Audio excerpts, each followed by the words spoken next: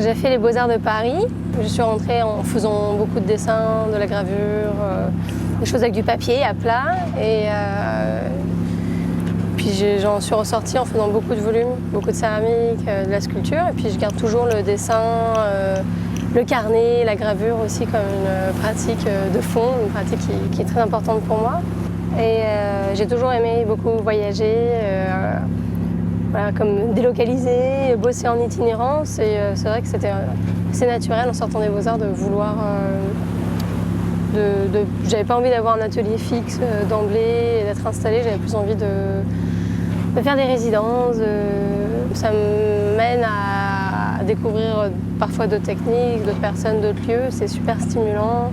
Du coup, la résidence sur Tara, c'était un peu la résidence de rêve, la résidence idéale qui arrivait à combiner tout ça.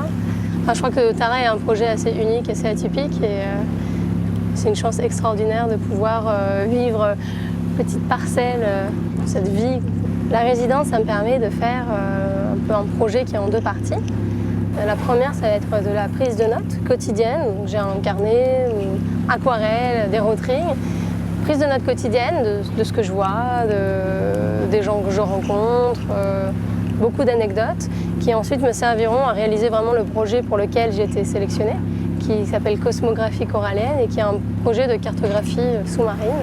Ce projet de carte sera une synthèse de tous les carnets de voyage réalisés à bord.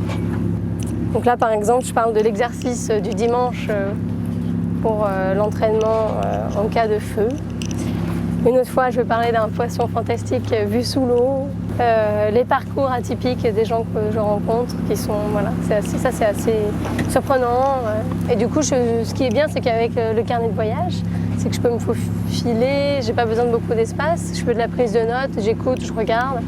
Et tout ça, ça me servira ensuite pour développer un projet plus grand, plus construit une fois de retour à atelier.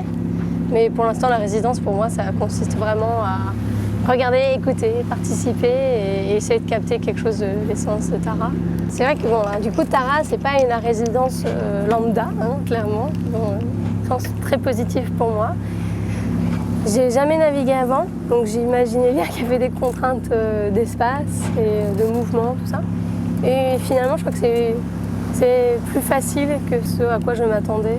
C'est super agréable, c'est super stimulant, il y a tellement de choses différentes à voir et je sens déjà que le temps est trop court alors que je reste un mois, que voilà, j'aimerais bien rester plus.